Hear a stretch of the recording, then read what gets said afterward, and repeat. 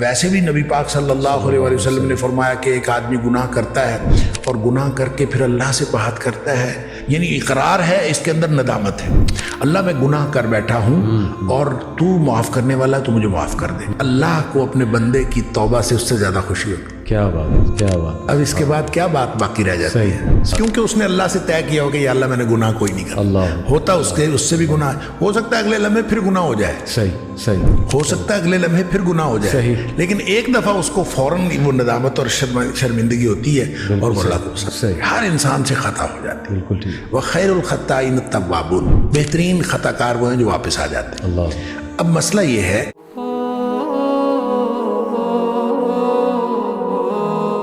لیکن ایک عام بندہ جو ہے وہ ظاہر ہے اس سے گناہ ہو بھی جاتا ہے، نیتاً بھی ہو جاتا ہے، اور ویسے کبھی کبھی یہ کہ انسان چاہ نہیں رہا ہوتا لیکن گناہ ہو جاتا ہے اس سے، تو اس کو کیا اللہ رب العالمین کے ہاں کس طرح سے توبہ استغفار جو ہے وہ کرنی چاہیے؟ دیکھیں، آپ نے بڑا ایک نا دھیما سا فکرہ بولا، نیتاً بھی ہو جاتا ہے جی، حالانکہ نیتاً نہیں ہوتا۔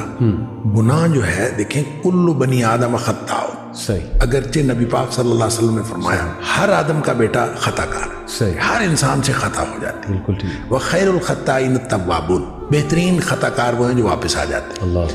اب مسئلہ یہ ہے کہ ہو جاتا ہے اور کر لیا جاتا ہے، اس میں فرق ہے۔ صحیح، نیتاً جو شخص کرے گا وہ تو کرے گا، صحیح، وہ پہلے نیت کرے گا صحیح، اور پھر وہ کرے گا، بالکل ٹھیک۔ لہٰذا گناہ کرنے والے اور گناہ جن سے ہو جاتا ہے ان دونوں میں فرق ہے۔ ٹھیک، دیکھیں، جو شخص گناہ کرتا ہے، اللہ تعالیٰ نے سورہ نساء کے اندر بھی اس کی وضاحت فرمائی ہے، فرق بتایا کہ کچھ لوگ ایسے ہیں کہ جن سے گناہ ہوتا ہے ثم یتوبون من قریب، وہ فوراً توبہ کرتے ہیں۔ اللہ۔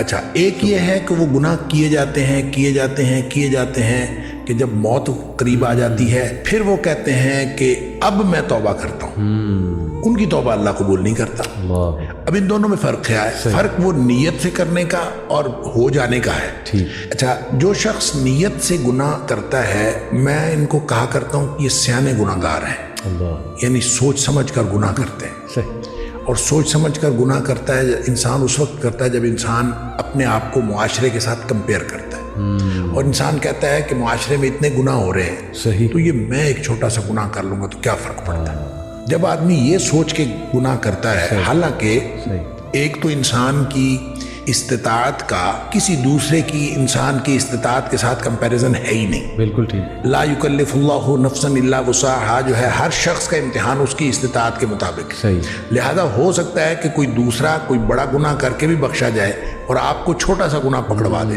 یہ ہو سکتا ہے۔ لہذا آپ کسی کے ساتھ کمپیریزن نہیں کر سکتے۔ آپ کی استطاعت، آپ کی صلاحیت وہ الگ ہے، دوسرے کی استطاعت اور صلاحیت الگ ہے۔ اس کا امتحان اس کی استطاعت کے مطابق، آپ کا امتحان آپ کی استطاعت، لہٰذا اس کی کمپیریزن آپ کر نہیں سکتے۔ لیکن جو گناہ کرتے ہیں وہ عام طور پہ اس کو بنیاد بناتے ہیں، لوگ اتنے بڑے بڑے گناہ کر رہے ہیں، ہم اتنا چھوٹا سا کر لیں۔ یہ جب سوچ سمجھ کے کرتے ہیں تو اس کانسیپٹ سے توبہ کی عام طور پہ توفیق نہیں ملتی۔ اللہ۔ اس کی وجہ یہ ہے کہ آدمی نے سوچ سمجھ کے کیا ہوتا ہے کہ کوئی حرج نہیں ہے کہ میں کر لوں گا تو کیا حرج ہے، اس کو پھر توبہ کی طرف بالعموم اس کا دھیان توجہ ہی نہیں جاتی، کیونکہ اس نے سوچ کے کیا ہوتا ہے کیا حرج ہے۔ بالکل ٹھیک۔ دوسرے گناہ گار وہ ہیں جن سے ہو جاتا ہے، وہ اس نے یہ طے کیا ہوتا ہے کہ یا اللہ میں نے کوئی گناہ نہیں کرنا، اللہ کے ساتھ نیتاً صحیح، اس نے یہ بات طے کی ہوتی ہے کہ میں نے کوئی گناہ نہیں کرنا۔ بالکل ٹھیک۔ گناہ اس سے بھی ہو جاتا ہے، صحیح بات، کیونکہ کلو بنی آدم خطاء، یعنی ایسا تو ہو نہیں سکتا کہ اس سے گناہ کیوں ہوتا ہے؟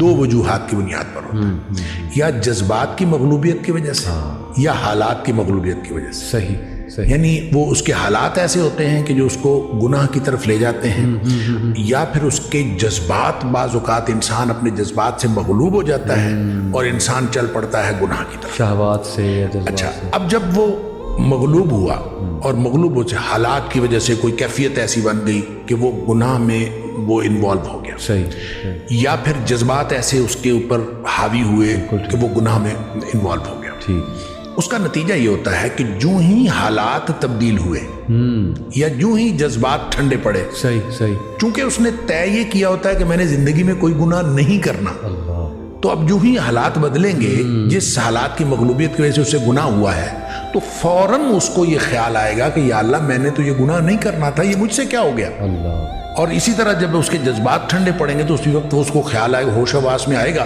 تو کہے گا یا اللہ میں نے تو یہ نہیں کرنا تھا، یہ میں مجھ سے کیا ہو گیا. یہ ہے وہ ثم یتوبون من قریب کہ فوراً وہ توبہ کر لیتے، پھر اس کو فوراً خیال آتا کہ میں وہ جو ندامت اور شرمندگی اس کو ہوتی ہے، وہ جو پشیمانی اس کو ہوتی ہے، یہ ندامت اصل میں اللہ کو پسند ہے. کیا بات کہ انسان کو ندامت اور شرمندگی ہو کہ یا اللہ میں گناہ کر بیٹھا ہوں، میں نے تو یہ نہیں کرنا تھا.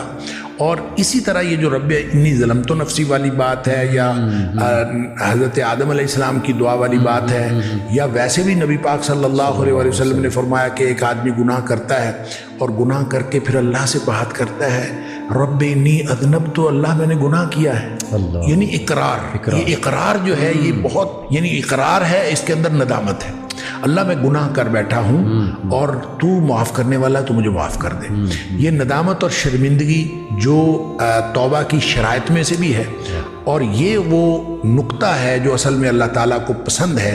تو جس کے اندر یہ ندامت اور شرمندگی آتی ہے وہ توبہ بھی کرتا ہے، اللہ تعالیٰ کو پسند بھی آتا ہے. اور اللہ کو کتنی توبہ پسند آتی ہے اس کے لیے تو وہ حدیث ہے بڑی معروف کہ نبی اکرم صلی اللہ علیہ وسلم نے فرمایا کہ اگر کوئی شخص جو ہے وہ، ایک مثال دی آپ نے کہ کوئی شخص جنگل میں سفر کر رہا تھا صحرا کے اندر، اور سارا اس کا سامان اونٹنی پہ لدا ہوا، اور اس نے ایک کسی درخت کے نیچے سستانے کے لیے وہ ٹھہرا، تو کچھ دیر بعد اس کی آنکھ کھلی تو اس کا اونٹ غائب تھا. صحیح. جس کے اوپر ساری اس کی گویا مال و متاع بھی اسی پہ تھا، سفر بھی اسی پہ کرنا تھا. اب لقو تک صحرا ہے، میلوں لمبا چوڑا، تو وہ ادھر ادھر دیکھتا ہے، اس کو کچھ نظر نہیں آتا. تو اس کا خیال یہ ہے کہ اب میں اگر چلوں گا تو بھی موت ہے، بیٹھا رہوں گا تو بھی موت ہے، اس کے علاوہ کچھ نہیں. تو زندگی سے مایوس ہو کے وہ بیٹھ رہتا ہے.